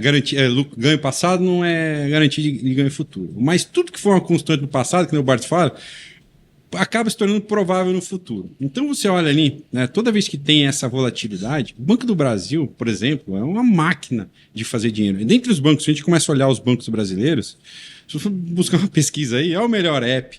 Eu sou cliente, né, como empresário assim, do Banco do Brasil, eu não troco por nada. Então você começa a olhar assim, toda essa questão do agro, todo esse fomento, toda a necessidade que o governo precisa pro dividendo. Uhum. Então aí você olha o estoque. Então, quando você olha os múltiplos, a gente está falando de múltiplo, né? Cara, ele já negocia num patamar abaixo dos privados. Ponto. Aí chega um ponto que fica... É a mesma coisa que você está falando. Cara, eu tô comprando uma empresa para fazer um Boeing. Então, já que a gente vai pôr fogo por aqui, que eu gosto de um... Não é treta, tá? Não. É coisa de gente educada e tal, é diferente. A gente fala uma putaria aqui, tudo bem. Se você tiver o Banco do Brasil e um banco privado nas mesmas condições de preço e com os mesmos múltiplos e potenciais, e aí? Não, aí eu vou pro privado.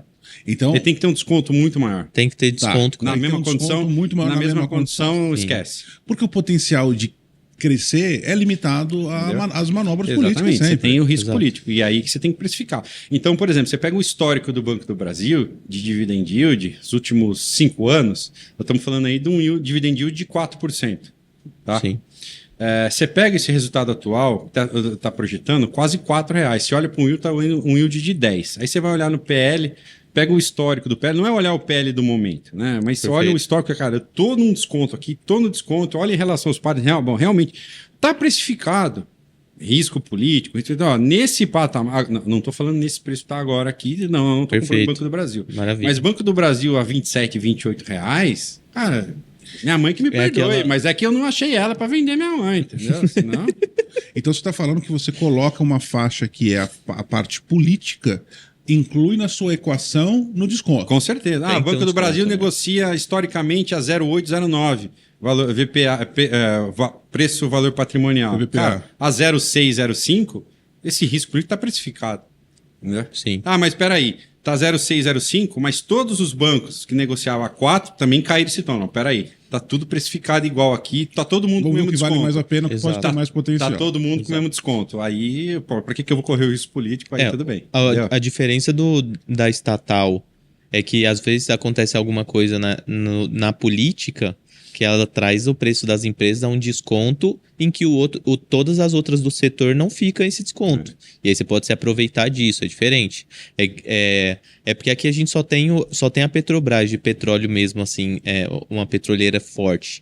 Mas aqui pode acontecer alguma coisa na política do Brasil, que a Petrobras venha a um preço muito bom, que a ExxonMobil não vai estar, que a Marathon Petroleum não vai estar, que outras empresas ligadas a petróleo não vão estar. E às vezes você está negociando abaixo do preço do estoque da empresa. E hoje a gente, não é que a gente é blindado, não é que as estatais estão blindadas, mas ficou um pouco mais difícil, né, fazer um regaço lá dentro, assim, em termos de responsabilidade. Porque agora, inclusive, os conselheiros são, assim, responsáveis civilmente, né?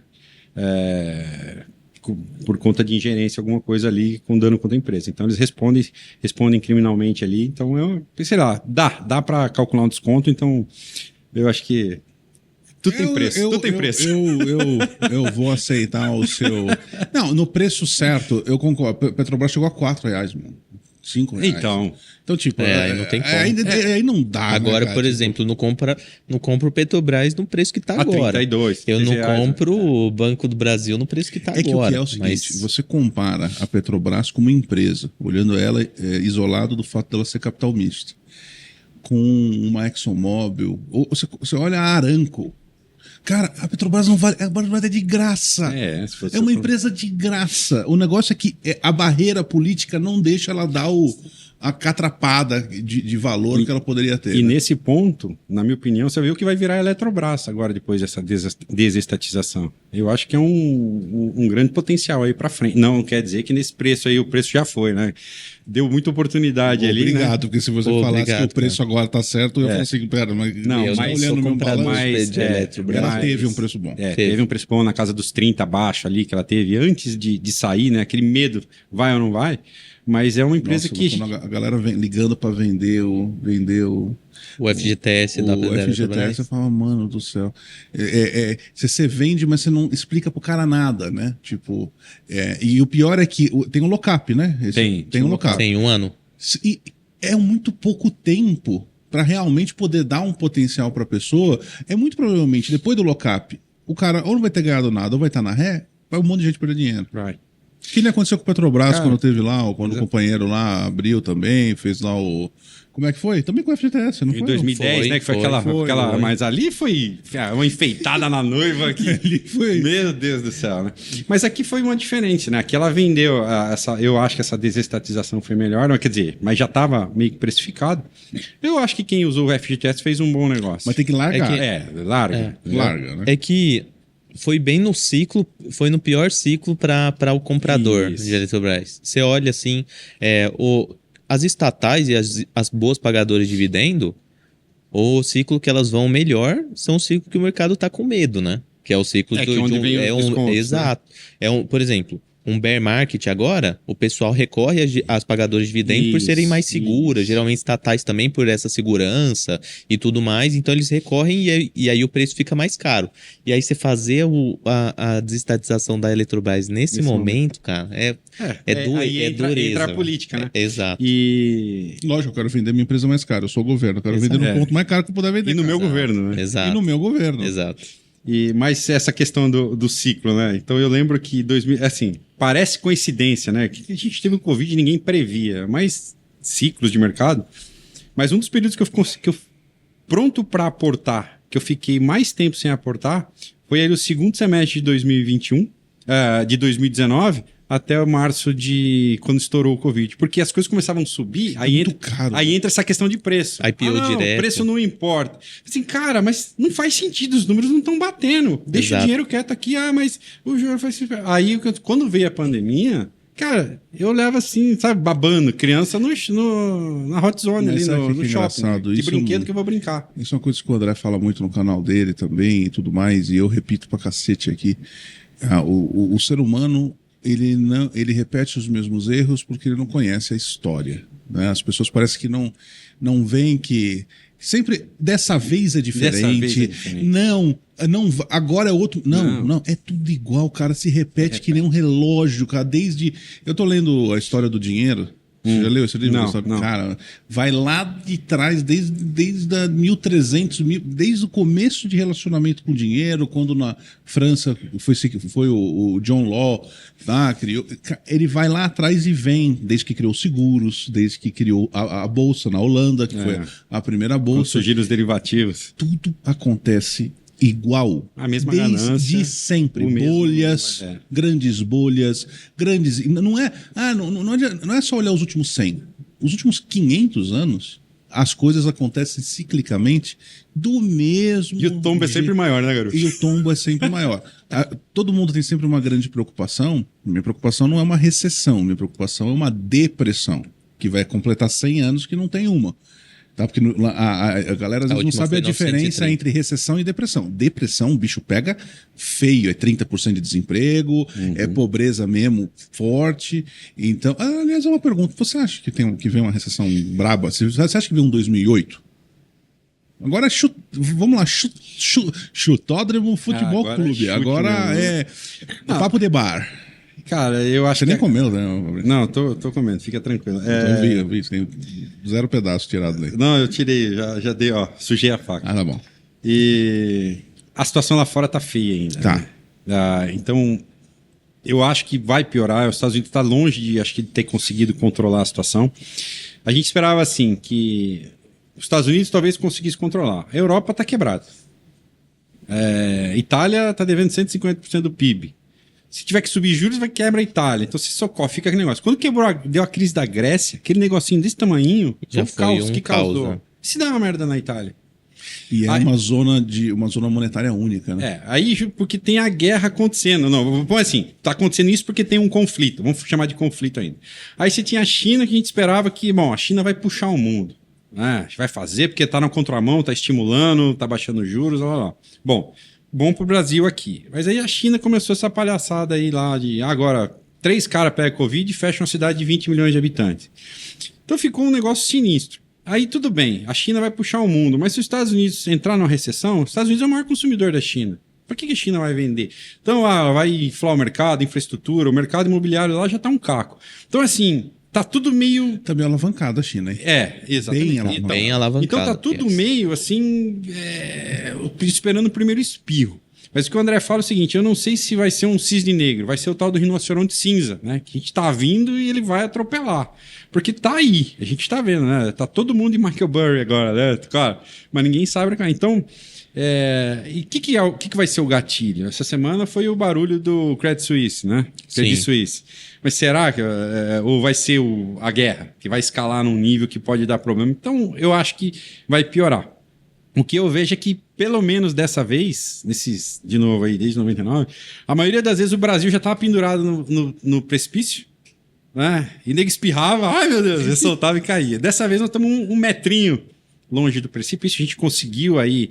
Na verdade, assim, a gente errou primeiro, né? Derrubou a taxa de juros. E arrumou primeiro. A gente teve a inflação primeiro, e aí a inflação a gente sabe, né? A gente é expert, né? Exato. Aqui, então, e a gente resolveu primeiro... O americano não tem tanta experiência. Exatamente. Quem que foi que comentou outro dia? Eu não vou lembrar de dar o crédito. As pessoas que estão cuidando de assets, os caras que estão nos bancos de investimento agora, cara, quando os Estados Unidos teve inflação lá atrás, década de 80, esses caras estavam na escola. Sim. Eles não viveram um período inflacionário. Sim. Então o cara tá perdido, o que eu faço? Né? Não estou falando tô falando do Fed, estou falando dos bancos de inflação nos Estados Unidos foi os anos 70 feio, o 80 teve mais... 80 foi Volcker, né? Que ele deu aquele choque com a 8, né? E tudo mais, mas os anos 70, crise do petróleo, que inclusive quebrou o Brasil. porque o juro subiu, nossa dívida externa era amarrada no juro internacional, juro flutuante, e aí quebrou o Brasil, né? Então, todo o novo Wall Street não viu. Não viu. Esse é o ponto. O que eu vejo dos Estados Unidos é que a gente já está em recessão lá nos Estados Unidos. A questão é que a gente está numa recessão, a gente está numa recessão dentro das bolsas, mas a gente ainda não está numa recessão real. O mercado de trabalho saiu forte, né, hoje. Quando saiu forte hoje, aí você vê o mercado cai. Por quê? Porque sabe que tá esperando, tinha que cair. Quando o negócio começar a ser refletido no real lá, que vai ser duro, cara. Porque você tá. Um povo tá desacostumado a um desemprego alto, tá? A economia sendo acelerada toda hora é um acelero da economia e todo mundo tá se. O americano médio, o cara que tá ali com o seu negócio, ele tá pensando agora em crescer o negócio, pô. Ele tá com muito dinheiro na mão. Ainda. Sim. A inflação muito alta. Ele tá com o dinheiro na mão pensando em crescer negócio. Então, terminando de limpar a bola e dando chute, eu acho que a gente piora ainda lá fora. E eu acho que a gente tem uma gordurinha para queimar. E eu acho que vai depender da gente aqui mais do que a política. Quer dizer, a política entra a cereja. Então, do quão rápido esse povo lá fora vai conseguir tomar a rédea do negócio. Vou fazer uma outra pergunta, aí eu comento disso. Se você fosse candidato a presidente e você estivesse olhando um cenário global, que pode ser um cenário de recessão global, talvez de um ciclo de 2, 3 anos de recessão, que os últimos ciclos médios são 2, 3 anos aí. Você gostaria de ser presidente durante uma época de recessão global ou você prefere passar isso e ser o cara que conserta? Porque, o que eu quero dizer com isso? O Obama cresceu muito porque ele consertou o do Bush. E isso que ficou na cabeça, né? O nosso atual presidente pegou um Covid no meio do caminho e, obviamente, ele é um cara com suas peculiaridades de comportamento e tudo mais, bem ou mal, o Paulo Guedes ali fez um trabalho bom. Então, num cenário desse, você ia gostar de ser presidente? Porque você acha que o Brasil... Como é que o Brasil passa um negócio desse? Eu acho que, então, ano que vem, o principal papel de quem assumir é não mexer muito sabe aquela história assim? Porque eu falei assim, tá tudo meio equilibrado, a gente tem que ser o mais prudente possível. Isso é ruim para um presidente que quer chegar e mostrar serviço, né? Eu vou perder um ano de fazer reforma, privatizar. Então, eu acho que a postura do fiscal ali, essa responsabilidade, é o que vai dar essa gordura e talvez esse mesmo presidente agora dá a sensação de que consertou tudo que aconteceu até agora. Talvez pegar 24, meio de 24 eu acredito. Frente. Eu vejo que o cara que entra agora, ele vai ser o cara que, consertei o Brasil. Só se ele ficar parado e colocar um marketing para trabalhar. Ele só precisa fazer isso. Tira a senha do Profit. Tira a senha do Profit e chama o pessoal da equipe de marketing. É isso. É isso. É só ficar sem fazer nada e colocar um marketing para trabalhar. Eu não sei o que dá estruturalmente para ir mexendo, mas a responsabilidade do ano que vem vai ser chave para a gente aqui. E eu acho que para a próxima equipe que vai encarar e que eu acho que tem como colher os louros, sim. A gente está sendo super político, né? De não dar porrada de um lado e do outro. Eu sei que o André já tem uma posição mais ostensiva nesse sentido. Ele gosta de tomar porrada no Instagram também. Ele gosta. Mas eu acho assim, qualquer um tem que ser prudente o ano que vem. O ano que vem é o ano da prudência. E para quem investe também, né? Pra gente que está buscando desconto, para quem é trader, tomar muito cuidado também com... Inclusive, para a turma que está assistindo e gosta de mercado, a coisa mais difícil que tem é o market timing. Então, quando você é um investidor de valor, você tem que... É aquela merda, né? Foi que nem no Covid. O João, ele entrou na minha sala assim, chorando. Eu falei, o que foi, João? Não tem mais dinheiro pra comprar, cara. O terceiro circuit breaker eu já tava liso, já tava ligando pra fazer termo. Quanto tá a taxa batendo pra um ano? Pra 6 meses? Cara, aliás, o pessoal que tá principalmente investindo nos Estados Unidos, cara, não fica com medo. Se vocês verem desconto, entrem na empresa que vocês estão vendo descontadas. Porque às vezes se os caras estão vendo notícia ruim, é notícia ruim toda hora... Vocês não vão achar preço bom, notícia boa nunca, cara. Se tiver um crash lá fora, não precisa nem fazer muita conta. Compra tudo em S&P, ETF do S&P larga. E isso é uma coisa que eu até mostrei essa semana, que passou para a turma, semana passada, que é isso, o S&P ele tem, inclusive eu, nessa leitura que eu estou fazendo, o trabalho que o Banco Central fez, que eu sei que é uma baita discussão entre a escola keynesiana e a escola de Hayek, a escola austríaca, de deixa o mercado se regular, de não deixa, mas bem ou mal, o trabalho do Fed nos últimos 20 segurou muita coisa feia. De dar uma manobrada, de não deixar os anos 80 ir pro saco entendeu? E realmente ir pro saco. A bolha do ponto .com foi uma bolha ali. E é igualzinho, cara. Você vê as notícias, você vê as coisas, é igualzinho. Foi que nem o do ano passado. Voltou em V, agora vai dobrar. Agora acabou. Agora é o A Ibovespa em 150, a Ibovespa em 200 mil pontos. Eu vou fazer uma pergunta para você que eu imagino a resposta, tá? E aí, sobre a minha opinião sobre os Estados Unidos, ainda vai um tempo aí. A gente vem falando isso para os alunos. Eu também tenho eu faço operação de swing trade no mercado americano, nas ações, mas aí são operações mais curtas, então eu consigo pegar oportunidades o tempo inteiro. Mas eu acho que ainda vai um tempo aí.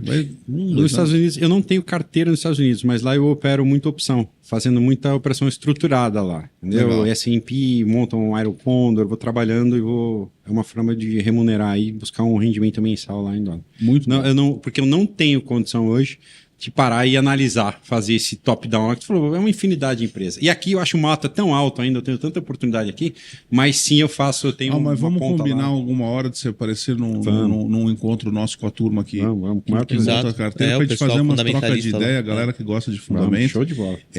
E a pergunta que eu ia fazer, deixa ela retornar, me fudeu agora. Foi estratégia, entendeu? Foi a estratégia do lembrar. Tava falando do market timing, eu me fudi. Foi da hora. Eu esqueci que eu Será que era a questão dos Estados Unidos, que ia piorar? Não, o dos Estados Unidos, que a gente falou dos Estados Unidos, do Brasil, e eu tô tentando fazer uma pergunta para você de alguma coisa. Tá chegando. Sabe quando você sente que você tá sentindo que é alguma coisa dele do que ele faz?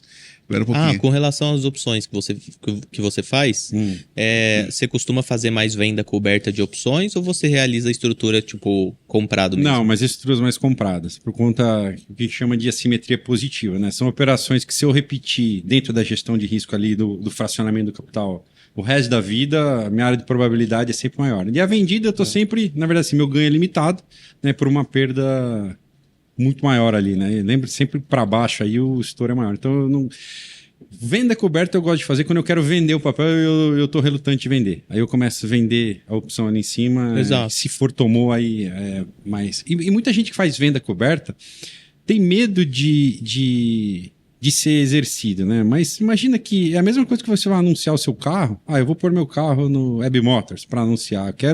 Se o cara der 150 mil do meu carro, eu vendo. Você tem que vender, meu. Pra mim, você tá fazendo venda coberta, você tem que estar. Você tá querendo sair. Você teve o ganho máximo, né? Botei meu carro lá 150 mil lá, o cara pagou, aí você vai falar: não quero. Eu pago 155, mas você deixa o carro comigo aqui. Cara, então assim, cara, se você fez uma venda coberta, você falou para alguém, cara, nesse preço eu te entrego. Então, ou você estopa a operação, então, né, recompra essa call, aí rola, ou faz alguma coisa, ou você olha para o lado positivo. Você teve o ganho máximo que você queria na operação. Sim. Exato. Então, a venda de put também para o cara entrar na posição. Lembrei a pergunta. Lembrou? São duas. Vamos lá. Primeira. Você é um velho investor. Só. Bitcoin igual a... Eu participei de uma live de Bitcoin essa semana. Eita, e aí? O que você falou? Que na verdade é o seguinte, eu entendo... Você pediu o balanço? Porra nenhuma desse negócio. Mas eu acho assim, João, eu vou... o João de novo. O João tá falando mal de mim lá dentro, cara. Garoto, que... Eu acho que em algum momento a criptomoeda ou a tecnologia vai fazer parte do dia a dia das empresas. Eu acho que vai chegar um momento... A tokenização, de que eu vou passar a receber eventualmente dividendo de uma forma eletrônica, que essas empresas vão ter um sistema de trading, né, na exportação e importação dentro dessa tecnologia, que eu acho que sim. Contratos eletrônicos. E os contratos inteligentes. Acho que isso vai acontecer. Mas eu não consigo ver como um investimento ainda Porque Bitcoin, é muito louco o Bitcoin, a gente fala muito disso. A gente falando de Bitcoin, mas eu soube que tem mais de 20 mil projetos. Eles chamam de projetos, né? Então, exato. Cara... Porque a gente... o que a gente vê? Se é uma moeda, então é Forex. Só que não se comporta como uma moeda exótica que está operando igual o S&P. Pera, mas está operando igual o S&P, uma cesta de ação... não tem valor por trás. Então, não se comporta como uma moeda, se comporta como uma cesta ativo de de ação, risco? um ativo de risco que eu não tenho sustento. Então, o que eu falo para a turma? A gente fala numa boa. Quer especular? Abre um gráfico, olha o diário, vê uma boa operação, entra, sai, show. Dá para ganhar dinheiro ali, operando, que nem a galera opera índice, dá para operar Bitcoin, dá para operar Ethereum e tudo mais. Mas eu acho que ainda tem que se encontrar. Ainda falta um tempo para se encontrar. Mas eu acho que essa tecnologia vai fazer parte da nossa vida sim, aqui, Vale sim. Invest. O que me incomoda de investir em criptomoeda é que você não necessariamente vai colher o fruto de um crescimento daquela cripto. Porque você não é sócio da cripto porque você tem ela. Você é como se eu comprasse dólar. Beleza, os Estados Unidos pode crescer e o dólar se desvalorizar. E aí? A mesma coisa lá. Se tiver uma empresa que minera, ou uma empresa que está colocando um negócio lá dentro do universo cripto, do universo... A diferença de você comprar minério, eu tô comprando uma empresa. E comprar vale. Exatamente. Então a gente busca as vales do cripto. Tem as empresas boas que exploram isso e estão baratas? Show de bola. Eu concordo. Eu ainda não estou pronto para falar que eu teria criptomoeda na carteira. E os Estados Unidos? Uma pergunta... aqui pra gente fazer um wrap-up. Eu achei que você ia fazer uma outra pergunta. Qual? Se eu Vale Invest, você usa o gráfico. O que eu acho da análise técnica? O que você acha da análise técnica? Não, brincadeira. Então, assim, eu gosto de ferramenta, né? Preciso avaliar tudo. Então, sim, muita gente pergunta isso. Pô, mas você tá lá no André, o Ogro, análise técnica, vocês não brigam?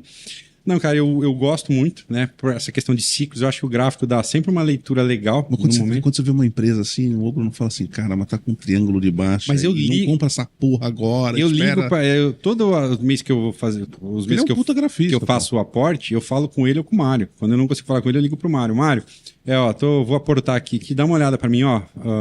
Eles falam, Falode, assim, aqui, ó, dá uma olhada, tem um pivô de baixo aqui, dá para ir até aqui, aí eu escalono o meu aporte ali, entendeu?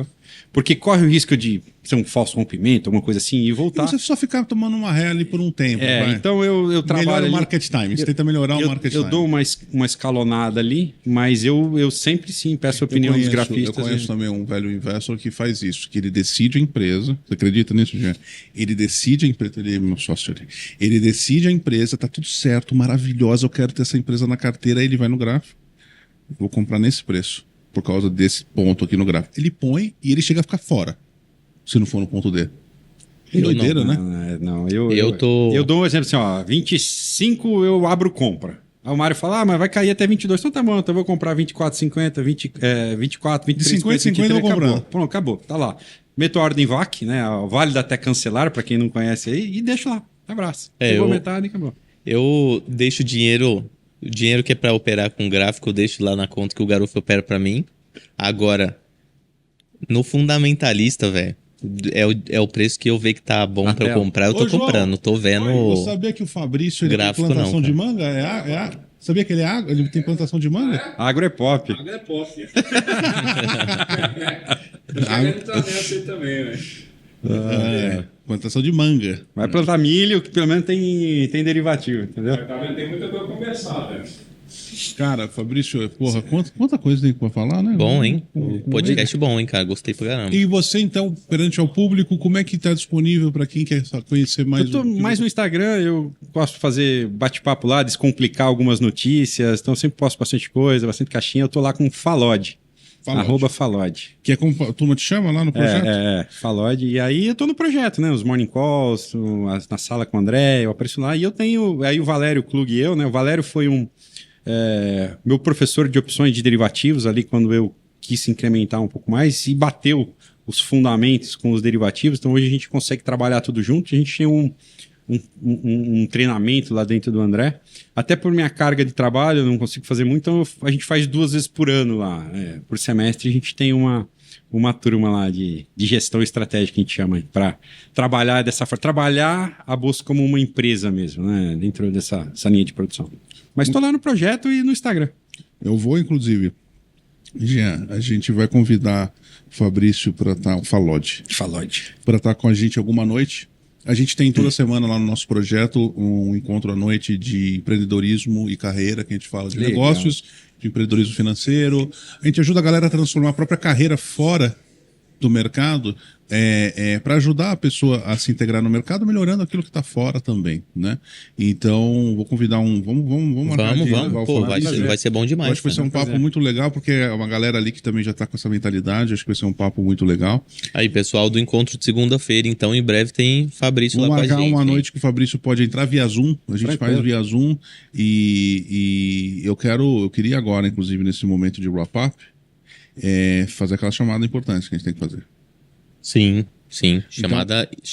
Essa chamada aí, eu acho que... Será que o Fabrício já conhece, garoto? Não sei se conhece, mas se não conhece, ele até fala com o André lá, o André pode fazer no porque canal é novo dele, do Google, certo. né? O Google é uma começou técnica nova do recentemente, né? Google. Eu vou explicar, o Fabrício provavelmente não conhece. Turma, agora tá na hora. Agora tem uma hora importante. É a hora de você decidir. Você gostou ou não gostou? Então vamos lá. Regra, se você gostou, aperta o like. Perfeito, Gê? Perfeito, Essa é perfeito. fácil. Like, se inscreve. Que a maioria vai fazer fácil. Like, se inscreve, deixa um comentáriozinho legal. Bonitinho. Aliás, deixa um comentário. Fala o que você achou Do que mais você quer também saber do Fabrício, pra gente trazer ele de novo, fazer um encontro com ele e tudo mais. Se você não gostou, esse Fabrício, eu gosto de gráfico, esse cara aí, não sei, não gostei. Você vai dar o hard dislike. Você conhece o hard dislike? Eu escutei o hard dislike no Wolfcast, né? Exato. O hard dislike é uma técnica samurai feita pela equipe da China do Google, como se tivesse gente na China do Google, mas tudo bem, da equipe da China do Google, que é feito para destruir o canal. Então, como é que você vai fazer? Vamos lá. Como é que funciona? Dislike, like. Mas tem que ser rápido. Dislike, like. Fazendo isso, o Google entende que você odiou e que você realmente não quer mais saber do nosso conteúdo. Não quer mais saber do canal, não quer mais nada. Só que, para você acompanhar o canal sendo derretido, inscritos baixando e o canal sendo se desesperando apagado do YouTube, você se inscreve. Poder curtir essa vitória. Exato. Para poder curtir, acompanhar todo esse declínio. E isso é verdade, porque quem jogou videogame sabe, né? Tem XX. Exato, é o X do Mortal Kombat. Foi inclusive a galera. Eu acho que a galera da Nintendo lá que fez isso. Nintendo chinesa, né? Que fez, Nintendo que é na legal. Foi boa. Então, turma, e outra coisa. Tá? Para vocês que acompanham tanto empreendedorismo, esse canal, a gente fez um podcast focado em empreendedorismo. Então a gente traz muita gente de mercado. Começou com muito trader e a gente foi levando para empreendedorismo, porque eu acho que tem uma tocada muito legal de como a história que a pessoa se transforma. A foto de hoje, ela é muito superficial. Ela só conta o resultado, ela não conta a jornada, e eu acho a jornada muito legal. É como o relatório do último trimestre, né? Você está olhando só um balanço, só um relatório, só um relatório de resultado. Então, eu quero que você faça o seguinte, tem um botão compartilhar, e você compartilha.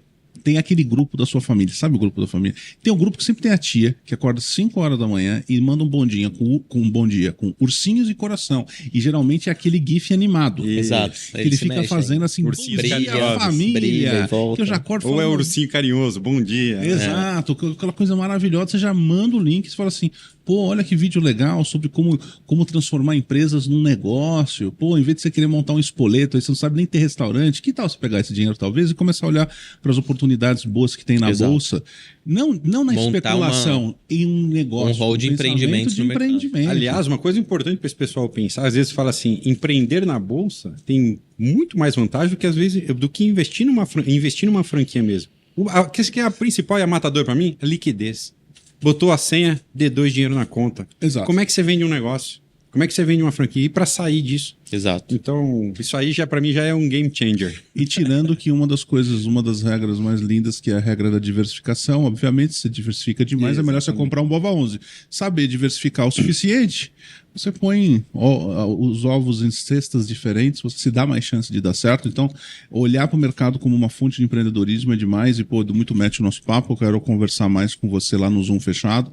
Aliás, o Zoom fechado é para o projeto nosso, tá bom? Isso aí. Queria agradecer muito. Eu que agradeço. Obrigado, primeiro você ter vindo lá da casa do Chapels. Quanto tempo de estrada? 4 horas. 4 horas de estrada. Especialmente pro podcast. Então tem que dar o hard dislike ou like. Ou você, o jeito que você quiser. Vale o código. Vale. Fabrição, obrigado, cara. Eu que agradeço, Garoto. Eu agradeço, Jean. Muito obrigado pelo convite e tamo junto. Tamo junto. Turma, um abraço. Até a próxima. Valeu.